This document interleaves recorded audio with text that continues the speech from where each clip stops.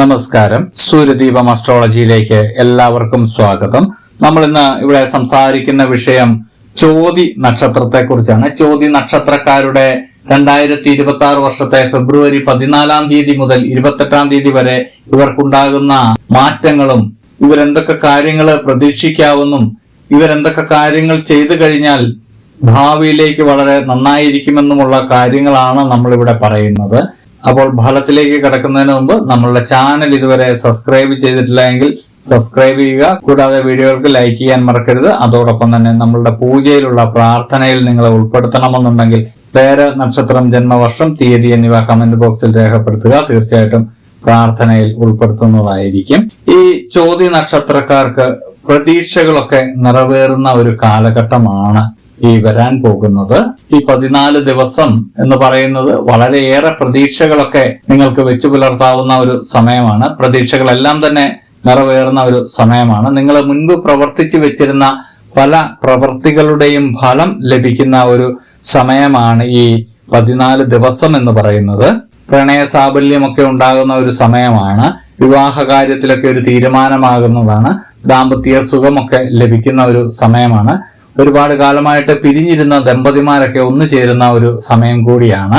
സന്താനങ്ങളില്ലാത്തവർക്ക് സന്തോഷ വാർത്തകളൊക്കെ ഉണ്ടാകുന്ന ഒരു സമയമാണ്. ലോട്ടറി ഭാഗ്യമൊക്കെ നിങ്ങളെ തേടി എത്തുന്നുണ്ട്.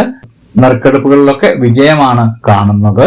സാമ്പത്തിക രംഗത്ത് വൻ മുന്നേറ്റമാണ് കാണുന്നത്. വിദ്യാർത്ഥികളെ സംബന്ധിച്ച് പഠന കാര്യങ്ങളില് മുന്നേറ്റം കാണുന്നുണ്ട്. വിദേശ സ്കോളർഷിപ്പോട് കൂടിയുള്ള പഠനമൊക്കെ നിങ്ങൾക്ക് ലഭ്യമാകുന്നതാണ്. വിദ്യാർത്ഥികള് ഇപ്പോൾ പരിശ്രമിക്കുകയാണെങ്കിൽ ഭാവിയിലേക്ക് നിങ്ങൾക്ക് വളരെ നല്ലൊരു അവസരം വന്ന് ഭവിക്കുവാൻ സാധിക്കുന്ന ഒരു കാര്യം നിങ്ങൾക്ക് ഇപ്പോൾ ചെയ്യാൻ കഴിയുന്നതാണ്. ആ അവസരം എന്താണെന്ന് നിങ്ങൾ മനസ്സിലാക്കി പ്രവർത്തിക്കുകയാണെങ്കിൽ തീർച്ചയായിട്ടും നിങ്ങളുടെ ഭാവി സുരക്ഷിതമായിരിക്കും. നിങ്ങൾക്ക് പുതിയ സൗഹൃദങ്ങളൊക്കെ ഉണ്ടാകുന്നതാണ്. അതിലൂടെ നിങ്ങൾ നേട്ടങ്ങളൊക്കെ ഉണ്ടാക്കുന്നതാണ്. സന്തോഷകരമായിട്ടുള്ള കുറെ അനുഭവങ്ങളിലൂടെ നിങ്ങൾ കടന്നു പോകുന്നതാണ്.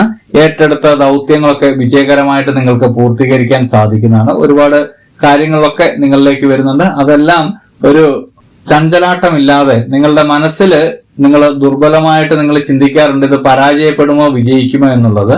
അത് പാടില്ല. വിജയിക്കുമെന്നുള്ള ഉറച്ച വിശ്വാസത്തോടെ ഏറ്റെടുക്കുക. തീർച്ചയായിട്ടും വിജയം ഉണ്ടാകുന്നതാണ്. ഈ സമയത്ത് വാഹനം, ഭവനം, വസ്തുവൊക്കെ വാങ്ങുവാനും ഒക്കെയുള്ള ഒരു ഭാഗ്യം നിങ്ങൾക്കുണ്ടാകുന്നുണ്ട്. ഈ സമയത്ത് ഭവനമില്ലാത്തവരൊന്ന് ശ്രദ്ധിക്കുകയാണെങ്കിൽ ഭവനത്തിന്റെ പ്രാരംഭ നടപടികൾ ഒക്കെ ഒന്ന് തുടങ്ങി വെക്കുകയാണെങ്കിൽ തീർച്ചയായിട്ടും എത്രയും പെട്ടെന്ന് ഭവനം പൂർത്തീകരിക്കാൻ നിങ്ങൾക്ക് സാധിക്കുന്നതാണ്. ഈ ചോതി നക്ഷത്രക്കാരെ സംബന്ധിച്ച് പറയുകയാണെങ്കിൽ ഈ ചോതി നക്ഷത്രത്തിന്റെ ബുദ്ധിയുടെ ഉണർവ് കൂടിയിരിക്കുന്ന ഒരു സമയമാണ്. അതുകൊണ്ട് തന്നെ നിങ്ങൾ ചെയ്യുന്ന പ്രവർത്തികളെല്ലാം വളരെ അധികം വിജയിക്കാൻ സാധ്യതയുണ്ട്. കാരണം നമ്മളുടെ ബുദ്ധി പോസിറ്റീവായിട്ട് പ്രവർത്തിക്കുകയാണെങ്കിൽ ചെയ്യുന്നതെല്ലാം വളരെ കൃത്യമായിരിക്കും. അതിന് ഒരു പൂർണ്ണതയുണ്ടാവും. അതുകൊണ്ടാണ് ഈ സമയങ്ങളിൽ നിങ്ങൾ പ്രവർത്തിക്കുവാൻ പറയുന്നത്. ശത്രുശല്യമൊക്കെ ഉണ്ടായിരുന്നത് ഒഴിഞ്ഞു പോകുന്നതാണ്. ശത്രുക്കളെയൊക്കെ നിങ്ങൾ പരാജയപ്പെടുത്തുന്നതാണ്. ഇതില് നിങ്ങൾ പ്രത്യേകമായിട്ട് ഒരു കാര്യം ശ്രദ്ധിക്കേണ്ടതുണ്ട്. ഈ സമയത്ത് ഒരുപാട് മാറ്റങ്ങൾ ഒന്നിച്ച് നിങ്ങൾക്ക് വരുമ്പോൾ ചെറിയ അഹങ്കാരമൊക്കെ ഉണ്ടാവാനുള്ള ഒരു സാധ്യതയുണ്ട്. അങ്ങനെ അഹങ്കരിക്കരുത്. എല്ലാം നമ്മൾക്ക് ഭാഗ്യം മൂലം ലഭിച്ചതാണെന്ന് സ്വയം വിശ്വസിക്കുകയും മറ്റുള്ളവരുടെ മുന്നിൽ എളിമയോടെ പ്രവർത്തിക്കുവാനും ശ്രമിക്കുക. സഹജീവികളോട് തീർച്ചയായിട്ടും കരുണ കാണിക്കണം. ചില അബദ്ധങ്ങളിലേക്കൊക്കെ നിങ്ങൾ ഈ സമയം ചെന്ന് ചാടാനുള്ള സാധ്യതയുണ്ട്. അതൊക്കെ ചിന്തിച്ച് പ്രവർത്തിക്കേണ്ടതാണ്. ലഹരി പദാർത്ഥങ്ങൾക്കൊക്കെ അടിപ്പെടുവാനുള്ള ഒരു സാധ്യതയുണ്ട് ഈ ഫെബ്രുവരി അവസാനമാകുമ്പോഴേക്കും. അതൊക്കെ ഒന്ന് ശ്രദ്ധിക്കേണ്ടതാണ്. സന്താനങ്ങൾ മൂലം ശ്രേയസ്സൊക്കെ നിങ്ങൾക്കുണ്ടാവുന്നതാണ്. ചോതി നക്ഷത്രക്കാർക്ക് എല്ലാം കൊണ്ടും വളരെ നല്ല ഒരു സമയമാണ് ഫെബ്രുവരി പകുതി എന്ന് പറയുന്നത്. ഫെബ്രുവരി 2ാം പകുതി എന്ന് പറയുന്നത്. അതുകൊണ്ട് തീർച്ചയായിട്ടും നിങ്ങൾ ചെയ്യേണ്ട കാര്യങ്ങളെല്ലാം ഇപ്പോൾ ചെയ്തു കഴിഞ്ഞാൽ ഭാവിയിലേക്ക് വളരെ ഊഷ്മളമായിട്ടുള്ള ഒരു ജീവിതം നയിക്കാൻ കഴിയുന്നതാണ്. എല്ലാവരും പ്രാർത്ഥനയോടെ മുന്നോട്ട് പോവുക, മറ്റുള്ളവരെ സഹായിക്കുക, അന്നദാനം നടത്തുക. ഇത്രയുമൊക്കെ ചെയ്തു കഴിഞ്ഞാൽ, പുണ്യകർമ്മങ്ങളൊക്കെ ചെയ്തു കഴിഞ്ഞാൽ വളരെ നന്നായിരിക്കും. അപ്പോൾ ഇതുപോലെയുള്ള അറിവുകൾക്കും വിശേഷങ്ങൾക്കുമായിട്ട് നമ്മുടെ ചാനൽ ഒന്ന് സബ്സ്ക്രൈബ് ചെയ്യുക. ഇനി മറ്റൊരു വീഡിയോയുമായിട്ട് നമുക്ക് വീണ്ടും കാണാം. നന്ദി, നമസ്കാരം.